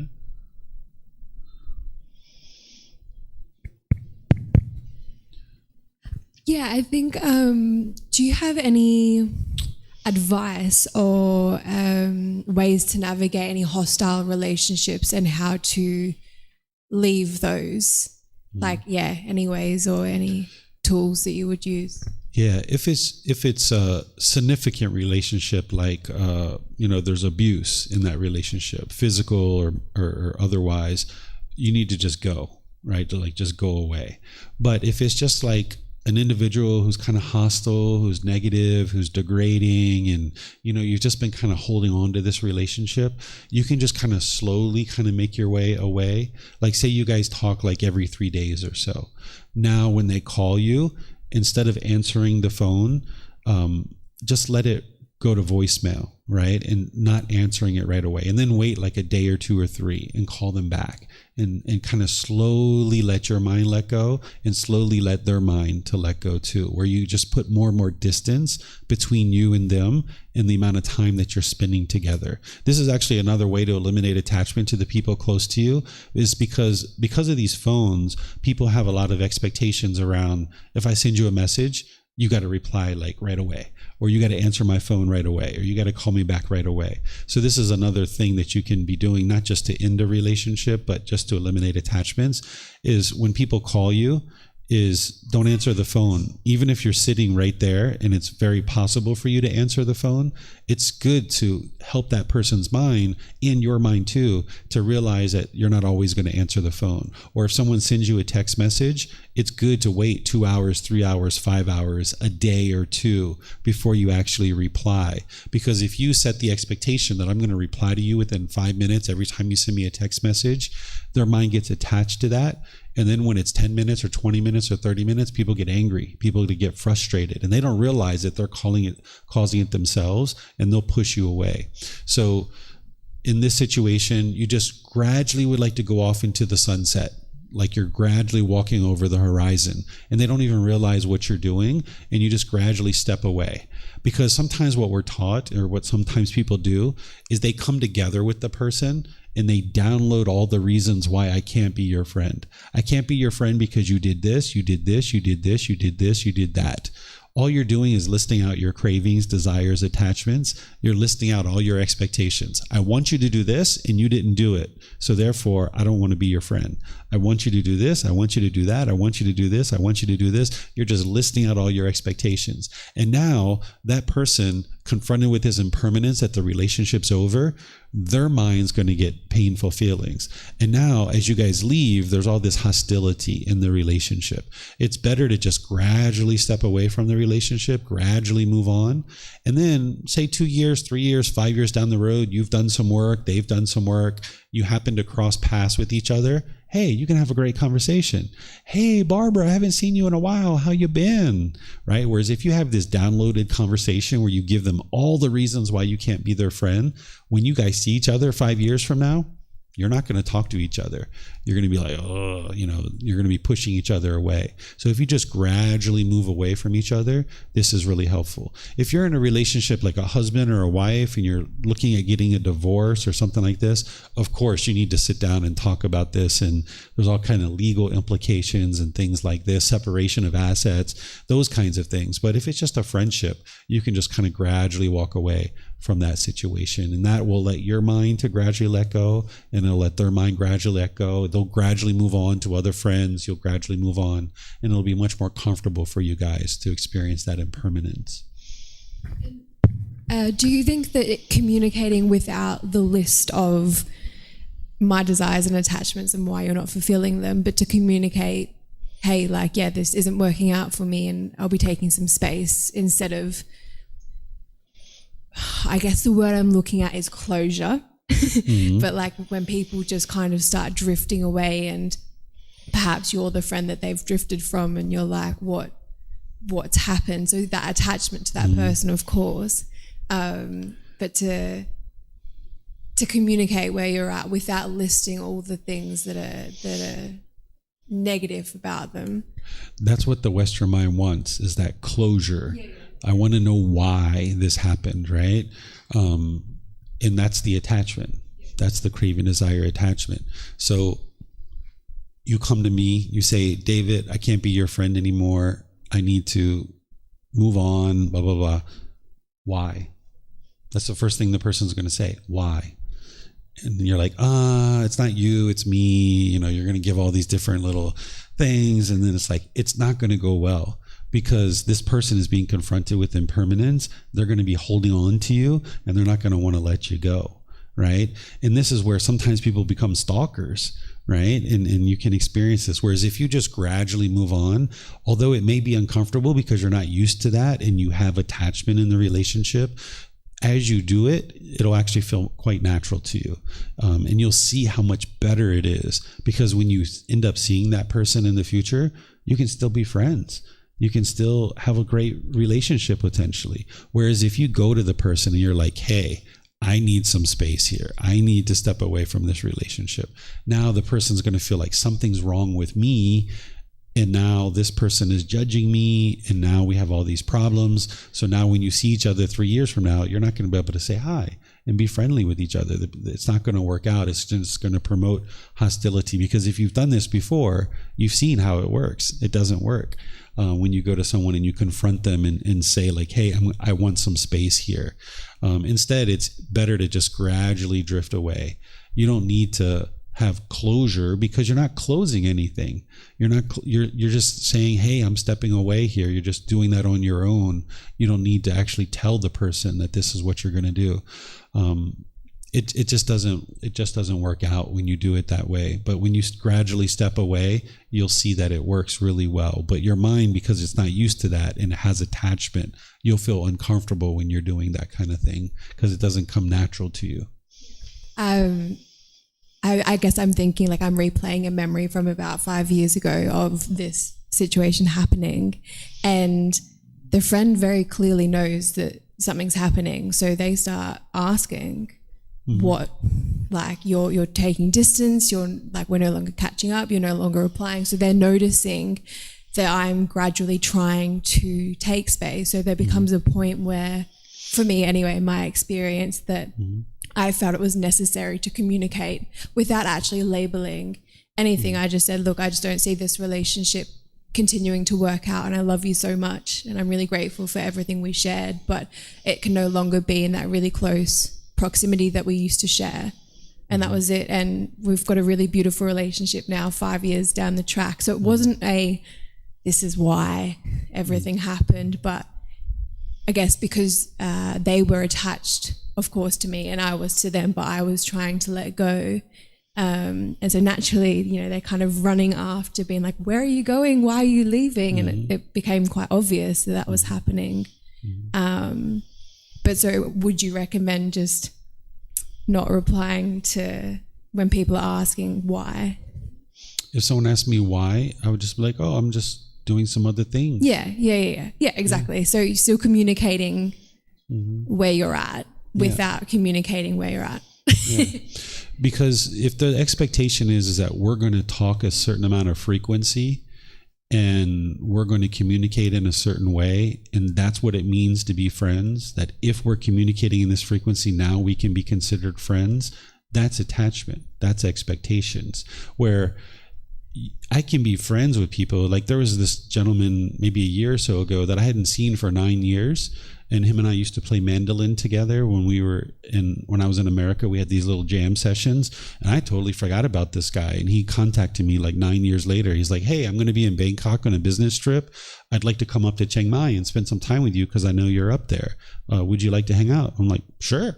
I hadn't talked to him in 9 years, and he just showed back up, right? So him and I, we don't have this constant, continuous contact. We don't have this expectation that we are close, and that if we choose to spend time doing other things, we have to inform each other. And what you're describing there is that there was all these expectations that we will communicate a certain amount of time, and we can only be considered friends if we do these types of things. Where what you would like to get to is where none of these expectations exist, and it doesn't mean that you're not a friend with this person anymore. It just means that you're choosing to spend time doing other things. But obviously in that relationship, that person was expecting you to communicate with them a certain amount of time, and you were expecting to communicate with them. And that was what you guys were considering to be friends. But there's like, even in my wife's situation, she has people that sometimes she doesn't hear from for 14 years. There's this one lady, and she just popped up and she's like, hey, I would like to come visit you. All right, sweet. Here we are. Come visit. You're welcome to come visit. Where in that situation, we're friends. It's just that we don't talk very frequently at this point in time in our life. So getting rid of all that expectation and just realizing that you can be friends with countless people if you do it the way that I'm describing. Whereas if you do it this way, you can only have a limited number of friends, because there's this expectation that we will communicate on a certain frequency. And if we're not communicating during that type of frequency, then we're not friends. And that's going to inhibit you from having countless relationships in your life. You can only have about 5 or 10 of those types of relationships, and you'll max out because there's this expectation to communicate in a certain frequency. Whereas if you don't have that, you can have countless people that you interact with. That's why I'm able to teach countless students, because they don't have an expectation, and I don't have an expectation of a certain level of frequency of interaction, that whenever students come to learn, they come to learn, and when they don't, they don't. It's up to them. So that way I can be available to countless people. Whereas if I was attached and I was requiring students to talk to me, or if I was talking to them, I could only teach about 10 people, because there's such a frequency of communication and such an expectation of that. So if you get to the point where you don't have that expectation of others, and then others don't have that expectation of you, then you can just ebb and flow and just do whatever feels comfortable for you. And then your relationships will be without attachment, and you guys will be more harmonious in your relationships, because there's not expectations of what you should or shouldn't be doing at any given time. Junko, you have a question? So I know a lot of attachment inside me, and also ego as well. So what I like to ask you is, so what's the ideal way or relationship or shape about family? So actually, kind of let's say my specific or common family. It's like, so me and my husband, and then so my husband ex-wife. So it's, and also the my husband son and daughter's family as well. So once in a while we get together. It's kind of big group, and sometimes go to trip all together.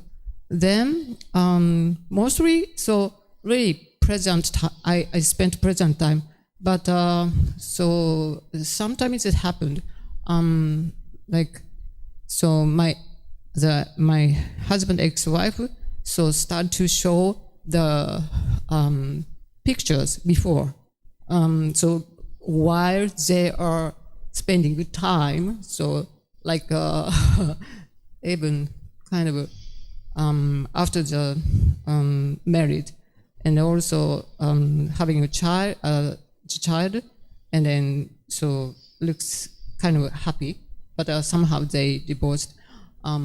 Then so for me, so it's kind of unknown stuff. All of them, I didn't know. And then okay, I sometimes think, okay, oh, I could jump in the conversation, and what it is, wow, so just kind of pretending, so as if I'm interested in about the pictures, but usually I don't do. And also the conversation, so she talked about the common people, so between my husband and her. So before they are their friend. So and then also I don't know about the conversation about those people who met, who I haven't met. So and I thought, oh, I could also jump in the conversation. Who are them? So what they are doing? So, but it's really sound weird if I do, if I did like that. So And then so my thought, I like everyone to be happy and present while we are getting together, including me. So and then I think, okay, so what if my husband ex-wife started to show the pictures before? Okay, so what? Okay, I could dismiss about that, or just I could enjoy together. So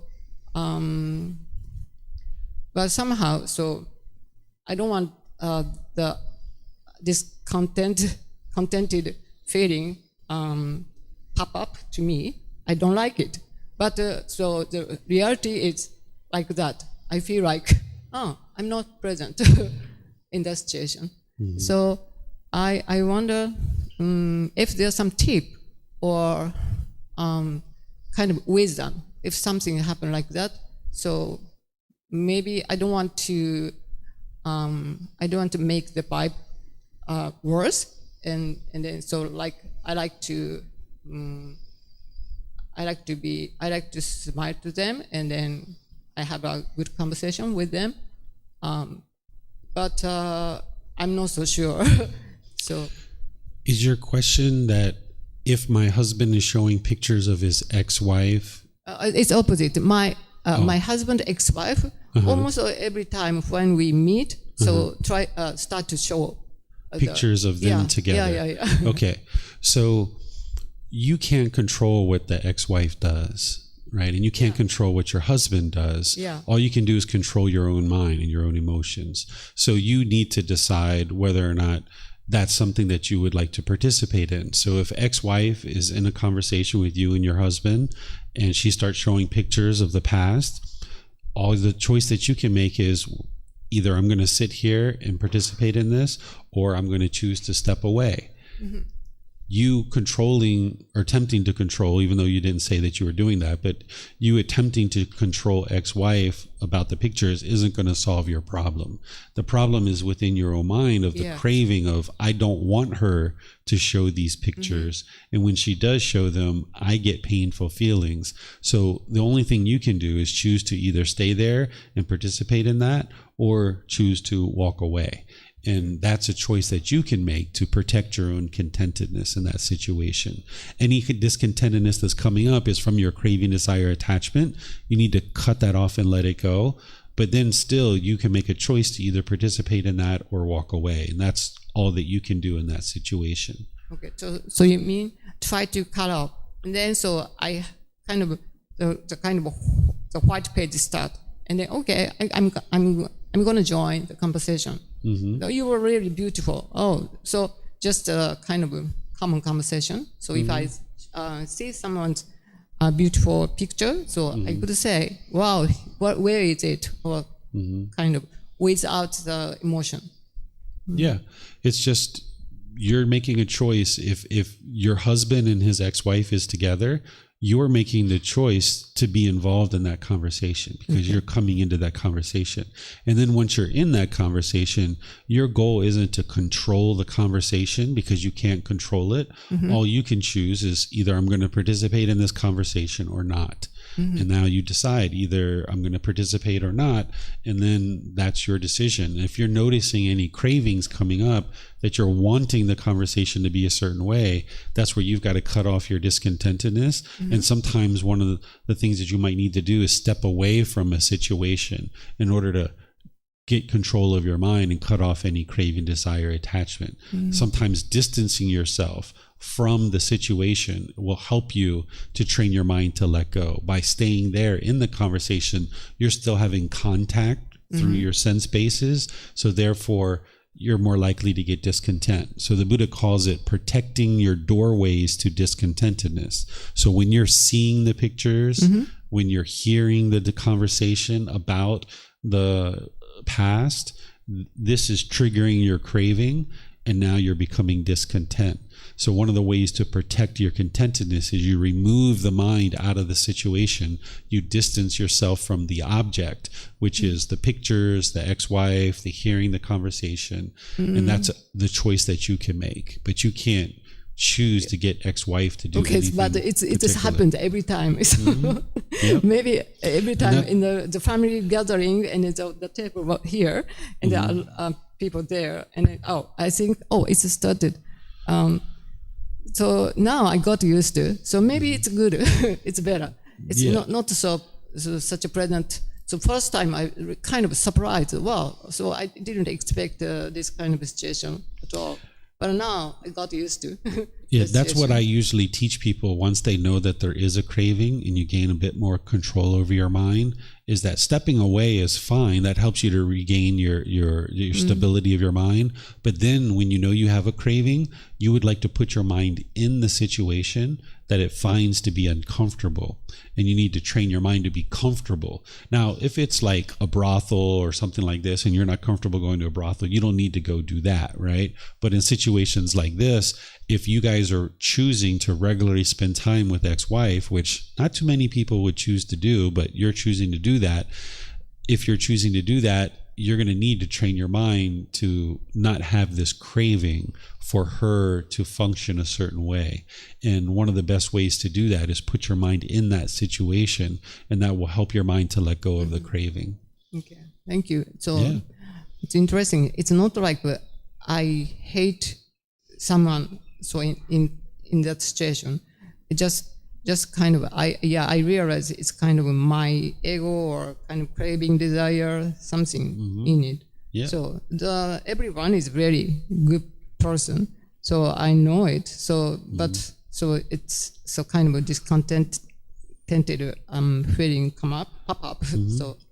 Well, it sounds like ex-wife has some clinging and craving to the past, that every time you guys are together, she's bringing up the past, right? But that's her mind, that's her life. But I can't control it. Yeah, you can only control your own mind. Okay. You know this is going to occur, so just Okay, I either try to enjoy. choose to stay there or Yeah. choose to walk away. Okay. Thank you. Yeah, you're welcome. There's a question here on YouTube. It says, if I eliminate any attachment, desire, and longing, do I still need a partner? It depends. Needs versus wants are different, right? So if you're wanting a partner, that's a craving, desire, attachment. The mind's longing, yearning for this thing. But if you would need a partner, in some situations, people feel like I need a partner and they would like to live a life with a partner. You can be in a relationship with a partner and not be attached to them. If there's a sexual relationship, there's attachment. You wouldn't be able to be in a relationship with a sexual interaction and not have an attachment. If you're having sex with somebody, there is an attachment there. So by the time you get together with a partner, typically if there's a sexual relationship, then there's definitely an attachment there. But you can start eliminating other areas of your life in terms of attachments in this relationship. And ultimately, if you're going to get to enlightenment, you would eliminate even a sexual relationship. You can get to the second stage of enlightenment, maintain a sexual relationship, and live a very peaceful and wonderful life in that second stage of enlightenment. And then at some point in the future, you and your partner feel like, okay, we've done this sexual thing enough, we're going to let this go. Then you guys can move further and ultimately get to enlightenment. This is what me and my wife did. We had a sexual relationship up to a certain point, and then we decided that getting to enlightenment was more important to us. So we decided to let go of our sexual relationship. And now our relationship is better than it's ever been. Now that we don't have sex with each other. When we had sex, there was a lot of difficulties and challenges because there was attachment still in the relationship. But then once we got rid of sex, we started eliminating all the other attachments in our life too, related to each other. And now we never have any issues whatsoever. The relationship is completely peaceful. So on your way to enlightenment, you will decide, are you going to be single or are you going to have a partner? And if you have a partner, there's certain wisdom that you need there in order to make your way to enlightenment. And ultimately, in order to actually get to enlightenment, you would need to eliminate your attachment in terms of sexual activity. But when or if you guys ever choose to do that, it's your choice. So your question, it just really all depends on how you choose to progress and what choices you make in your life. Okay, let's see what other questions, if any. I don't see any others. I don't see any others here either. Okay, so what I'm going to do is I'm actually going to break here and actually switched around our discussion. We're going to come back from lunch. We're going to take an early lunch here because this topic I usually leave a lot of time in order to ensure you guys can ask any and all questions that you like. We're going to come back after lunch. It's only 11 o'clock, so we can take an early lunch and come back at 12:30 if you guys like, or if you'd like an extra long lunch and maybe come back at 1. Let me take a poll here. Would you guys like to come back at 12:30 and talk about this next discussion? Would you like to, or maybe even talk about this now and then end the day at lunchtime? Let me see what you guys would like to do, because we can take a little break here, like 10-15 minute break, come back, discuss this, and then we can probably finish around 12:30 today if you guys like. Does that sound good? Sound good for you guys? Okay, why don't we do that? Let's take a 15-minute break. We'll come back at 11:15, and then we'll talk about this topic of developing and maintaining relationships, choosing wholesome friends and a life partner. I'm going to give you guys some guidance of how to choose who to include in your life without judging other people. This is very important. This will help the person who's on YouTube. I think your screen name is Swiss Cheese. You were asking that question. This will actually be a really good topic for you as well, because it sounds like you're judging your friend there. So let's come back in 15 minutes and then we'll discuss this topic and go from there. Okay, thank you so much.